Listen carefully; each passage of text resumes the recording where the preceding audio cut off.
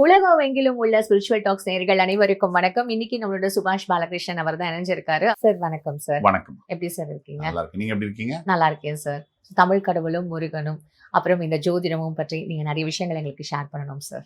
முருகன் அல்லாமல் ஜோதிடம் இல்லை. ஜோதிடம் பிறந்ததே முருகனுடைய அருளில் தான்.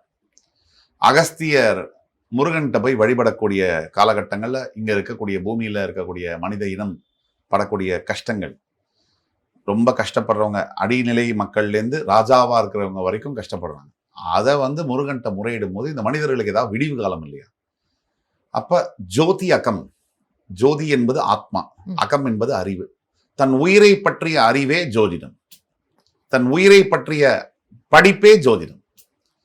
எல்லாத்தையும் நம்ம தெரிஞ்சுக்கிறோம், ஆனா நம்ம உயிரை பத்தி நம்ம தெரிஞ்சுக்கணும் அப்படிங்கிற கல்வியை முருகன் அகஸ்தியருக்கு அருள் பாலிக்கிறார். அதனால இந்த ஸ்பெஷல் எபிசோட்ல 12 ராசிக்காரர்களுக்கும் எந்தெந்த முருகன் கோவில், எந்தெந்த முருகன் வழிபாடுகள், எதை செய்ய வேண்டும், எதை தவிர்க்க வேண்டும், இப்படி செய்தால் எதை செய்தால் விஸ்வரூப வெற்றி கிடைக்கும், யாமிருக்க பயமேன் என்று சொல்லக்கூடிய முருகன் அருள் உங்களுக்கு முழுமையா வேணும்னா இந்த எபிசோட முழுமையா பாருங்க.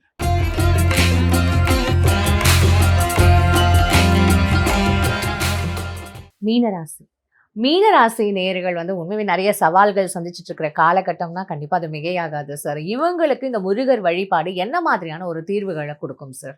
மீனராசி என்பர்கள போல இந்த ஜென்ம சனியில இருக்கக்கூடியவர் 12 ராசியில சிம்மம் அஷ்டம சனி, மீனம் ஜென்ம சனியில, இதுல சிம்மம் மீனமும் புருஷன் பொண்டாட்டியா இருந்துட்டாங்க. இன்னுமே உச்சகட்டம் 2 பேருக்குமே அஷ்டம சனி ஜென்ம சனி.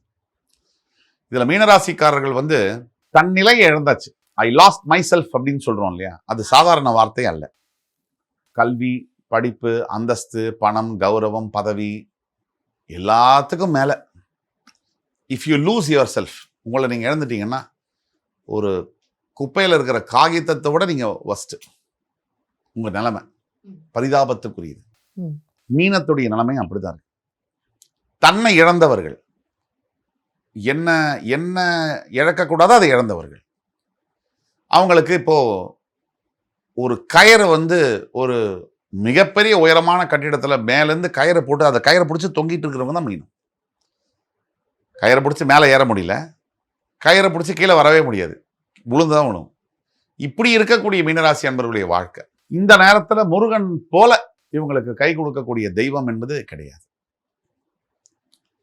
அதாவது வேல்வேல் வெற்றிவேல், வேல்வேல் வீரவேல்னு சொல்றோம். அந்த முருகனுடைய நாமாவளியை சொல்லக்கூடியவர்களுக்கு ஒரு மறுபிறவி எடுத்தால் போல வாழ்க்கை மாறுது. அதாவது அதிசயத்துக்கே அதிசயம்.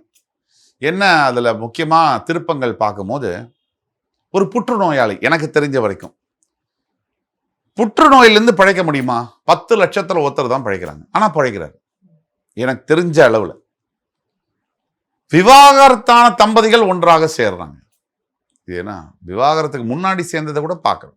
ஆனா விவாகரத்தாகி கோர்ட்டாவது மண்ணாது போக நாங்க சேர்ந்து வாழ்வோம்னு சொல்லி வாழ்றோம். 5 வருஷத்துக்கு பிறகு குழந்தை வளர்த்து ஒரு 20 வயசு 19 வயசு அது ஓடியே போயிடுறாங்க வீட்டை விட்டு. காணாம போன குழந்தை 12 வருடத்திற்கு பிறகு குழந்தை வீட்டுல சேர்ற அந்த அனுபவத்தை நான் நேர்ல கேட்டிருக்கேன். அந்த அதிசயங்கள் செய்த பார்த்துருக்கேன். இப்படியான மாற்றங்கள்னா ஹோப்லெஸ் கேஸ்ன்னு சொல்லுவோம். டாக்டரே கைவிரிச்சது. மிராக்கிள்ஸ் டு ஹேப்பன் அப்படின்னு சொல்றோம். அந்த மிராக்கிள் மாதிரி இந்த மீனத்துக்கு அந்த மிராக்கிள் நடக்கும். அது முருகன் வழிபாடால நடக்கும். விஸ்வரூப வெற்றி கொடுக்கணும் மீனராசி அப்படின்னா இவங்க வழிபட வேண்டிய முருகஸ்தலம் என்ன சார்?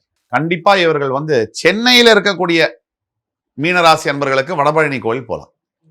கண்டிப்பா வடபழனி கோயில் ஒரு மிகப்பெரிய ஸ்தலம்.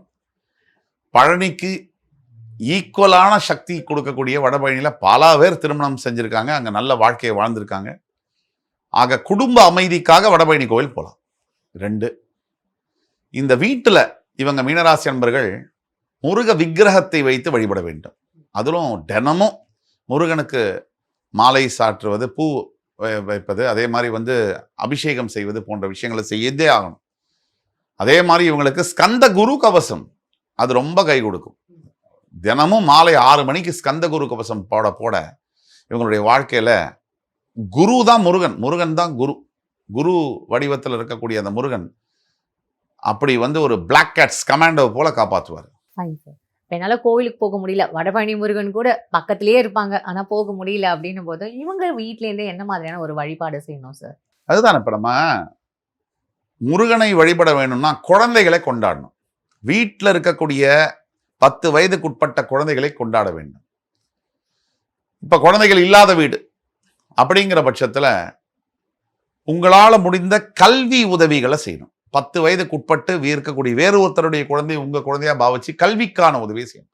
அப்படி கல்வி உதவிகளை செய்யும் போது உங்களுடைய லைஃப் வந்து எண்ணி 21 நாட்கள்ல இருந்து 28 நாட்களுக்குள்ள மாறும். என்னுடைய சுய அனுபவத்துல நான் ஒரு சாஃப்ட்வேர் இன்ஜினியர். நான் வந்து ஐடி துறையில பெரிய பதவிகள்ல இருந்தேன் வெளிநாடுகள்ல. என்னுடைய துறையில நான் பெரிய ஆளா வந்ததெல்லாம் ஒரு பக்கம் இருக்கட்டும். இன்றைக்கு வந்து ஜோதிடத்துல இருக்கும், மீடியால இருக்கும், ஒரு பப்ளிக்ல இருக்கும். நான் வந்து சொல்ல போனா இதுவரைக்கும் மீடியால சொல்லாத ஒரு விஷயம், நான் ஒரு புற்றுநோயாளி, கேன்சர் சர்வைவர். நான் வந்து கிட்டத்தட்ட என்னுடைய 22ஆம் வயதுல 23ஆம் வயதுல புற்றுநோயால் பாதிக்கப்பட்ட ஒருத்தர். அதாவது 10 லட்சம் பேர்ல 1 in a million தான் கேன்சர் சர்வைவ் பண்ணுவாங்கன்னு சொல்றாங்க. அதுல நான் பிழைத்ததற்கு என்னால 100% சொல்ல முடியும், முருகனுடைய அருள் தான் காரணம். இது வேற எந்த ஒரு இதுவும் இல்லை. தவிர நான் என்னுடைய படிப்பை முடிச்சுட்டு, என்னுடைய மாஸ்டர்ஸ் படிப்பை முடிச்சுட்டு நான் வேலைக்கு சேர்ந்தது வங்கியில. ஒரு பெரிய வங்கியில தான் வேலை பார்த்துட்டு இருந்தேன் முதல்ல இளம் வயதுல. அந்த வங்கியில இன்றைக்கு ஒரு பெரிய பிரச்சனை. அந்த வங்கியில எனக்கு ஒரு மிகப்பெரிய ஒரு பாதிப்புனா சாதாரண இல்லை. நாளைக்கு வந்து எனக்கு வேலை போகுது, அது உறுதி. அதாவது அந்த வேலையை நம்பி ஒரு குடும்பமே இருக்கக்கூடிய சூழ்நிலையில அந்த வேலை வந்து நான் இழக்க போறேன். அந்த சூழ்நிலையில ஒரு ஒரு 12 மணி நேரம் முன்னாடி என் வீட்டுக்கு வந்து மருதமலை முருகனுடைய படம் வந்து வருது, கிஃப்டா வருது. இது நடந்த நிதர்சனமான உண்மை. அந்த மருதமலை முருகன், அது மருதமலை முருகன் அப்படிங்கிறது கூட எனக்கு அப்ப நாலேஜ் கிடையாது. ஒரு முருகன் வரார் விபூதி அலங்காரத்துல. அந்த முருகனை வந்து மாலை போட்டு அந்த படத்துக்கு முன்னாடி ஒரு 1/2 மணி நேரம் உட்காந்து மெடிடேட் பண்றேன். போறேன், மறுநாள் காலையில வங்கிக்கு போறேன். இன்னையோட என் வேலை முடிஞ்சதுன்னு நினைக்கிறேன். அப்போ அது என்ன ஒரு அதிசயமும் மிரக்கலோ தெரியாது, என் மேல உள்ள குற்றச்சாட்டு தப்புன்னு நிரூபிக்கப்பட்டிருக்கு அதுவாவே. அதை பத்தி லென்த்தியா பேச முடியாது, அதனால சுருக்கமா சொல்றேன். இந்த அதிசயம் நடந்தது. இது நடந்து கரெக்டா 2 வருஷம் கழிச்சு புற்றுநோயால் பாதிக்கப்பட்டு கண்டிப்பா 8 மாதத்திற்கு மேல வாழ முடியாதுன்னு இந்தியாவுடைய தலைச்சிறந்த மருத்துவர் எனக்கு பரிந்துரை செய்திருந்தார். அந்த காலகட்டத்தில் மறுபடி 8 மாசம் கழிச்சு இன்னைக்கு இப்ப 20 வருஷம் ஆச்சு, நல்லா தான் இருக்கு. ஆக இது எல்லாமே ஒரு அதிசயம்தான். இந்த முருகனுடைய இது இல்லாம இவ்வளவு பணம், இத்தனை பொருளாதாரம், இவ்வளவு வெளிநாடுகள்ல வேலை வாய்ப்பு, இப்படி வந்து வசதி வாய்ப்பு, காரு பங்களான்னு இதெல்லாம் வந்து முருகன் இட்ட பிச்சை. அதாவது வாலி சார் சொன்னார், நான் பாலச்சந்தரை பார்க்கறதுக்கு முன்னாடி சாப்பாட்டுக்கு வழி இல்லை, அவரை பார்த்ததுக்கு அப்புறம் சாப்பிட்றதுக்கு நேரம் இல்லைன்னாரு. நான் முருகனை, மருதமலை முருகனை, சுவாமிமலை முருகனை வழிபட தொடங்கிய அந்த காலம் முதல் என் வீடுல நீங்க வந்து பாத்தீங்கன்னா எங்கேயுமே முருகன் தான் இருக்கும்.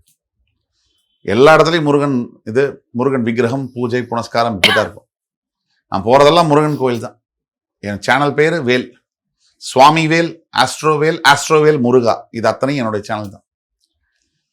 எல்லாமே முருகன் தான். என் வாழ்க்கையும் முருகன் தான். நான் பிழைச்சு வந்ததுலேருந்து முடிவு பண்ணேன், இனி இந்த வாழ்க்கையை வந்து முருகனுடைய பெயரை சொல்லி வாழணும், அவருடைய நாமத்தை சொல்லி வாழணும். இது அட்லீஸ்ட் ஐ ஓ ஹிம் அப்படிங்கிற ஒரு ஐடியால வந்தது. பல தடங்கல்கள், பல சவால்கள், சொல்வதற்கே முடியாத அளவிற்கான பல வாழ்க்கை சவால்களை தாண்டி வந்தது அந்த முருகனுடைய அருளால தான். வாழ்க்கையில பார்க்கக்கூடாத ஒரு விஷயம், அதாவது அந்த ஏஜ்ல பார்க்கக்கூடாத ஒரு விஷயங்கள நீங்க பார்த்தது மட்டும் இல்லாம அனுபவிச்சிருக்கீங்க உங்களோட வாழ்க்கையில. இத விட ஒரு பெரிய லிவிங் எக்ஸாம்பிள் வந்து இந்த விஷயத்த எலாபரேட்டா பேச முடியாது அப்படின்றத என்னோட வந்து ஒரு கருத்தா தான் சார் நான் சொல்றேன். ஏன்னா அதாவது வேலை போகக்கூடாது, அந்த ஏஜ்ல வேலை போயிருக்கு. பார்க்கக்கூடாத ஒரு நோய் அனுபவிச்சிருக்கீங்க. ஆனா அதெல்லாம் தாண்டி அந்த சவால்கள தாண்டி இன்னைக்கு நீங்க உட்கார்ந்து இன்னைக்கு வந்து ஒரு லிவிங் எக்ஸாம்பிளா எல்லாருக்கும் அத சொல்ல போறீங்க அப்படின்னாலே அத கேட்கறதுக்கு எங்களுக்கு ரொம்ப இதுவா இருக்கு இதுல சார். முக்கியமான விஷயம், பார்த்து கொண்டிருக்க ஏதோ நான் மிகைப்படுத்தி சொல்றதை நினைச்சுப்பாங்க. நான் வந்து மாஸ்டர்ஸ் படிச்சு ஒரு பெரிய இன்ஸ்டிடியூட்ல மாஸ்டர்ஸ் படிச்சு உலகத்துல இருக்கக்கூடிய மேக்சிமம் பெரிய கண்ட்ரீஸ்ல ஒர்க் பண்ணியிருக்கேன். இது அந்த மாதிரி எந்த ஒரு எக்ஸாஜரேஷனும் நான் மிகைப்படுத்தியே சொல்லல. ம். நான் லாஜிக்கலா பேசக்கூடிய ஒரு ஆள், சயின்டிபிக்கா பேசக்கூடிய ஒரு ஆள். என்னுடைய ப்ரோக்ராம்லயும் சரி, எந்த இன்டர்வியூஸ்லயும் சரி. இப்ப நான் சொன்னது அத்தனையும் உண்மை. Fine. அதாவது முருகனுடைய அருள் அல்லாமல் என்னுடைய வாழ்க்கையில நான் இவ்வளவு பொருளாதாரம், இப்படி வசதி, இப்படி வாழ்க்கை, இப்படி பதவிகள், இப்படி எல்லாம் நான் இருந்த வாய்ப்பே கிடையாது. கண்டிப்பா சார். இத விட எங்களுக்கு வந்து ஒரு வாழ்க்கை அனுபவம் உள்ள இந்த முருகனும் நீங்களும் அப்படின்ற மாதிரியான ஒரு விஷயத்த வேற யாருமே எக்ஸ்பிளைன் பண்ணியிருக்க முடியாது. அதுவும் 12 ராசிகளுக்கும் எந்தெந்த ஸ்தலங்கள், எந்த மாதிரியான ஒரு மந்திரங்கள், அவங்க என்ன மாதிரியான ஒரு வெற்றிகள் வந்து அவங்களுக்கு வந்து வாய்ப்புகள் தேடி வரும் அப்படின்றத ரொம்ப அழகா சொல்லியிருக்கீங்க சார். உங்களோட நேரத்துக்கும் உங்களோட கருத்துக்கும் ரொம்ப நன்றி சார். மிக்க நன்றி. இந்த வாய்ப்பை கொடுத்த ஸ்பிரிச்சுவல் டாக்ஸ் அன்பு தமிழ் நெஞ்சங்களுக்கு என்னுடைய வணக்கங்களும் வாழ்த்துக்களும். ஓம் சரவண பவ.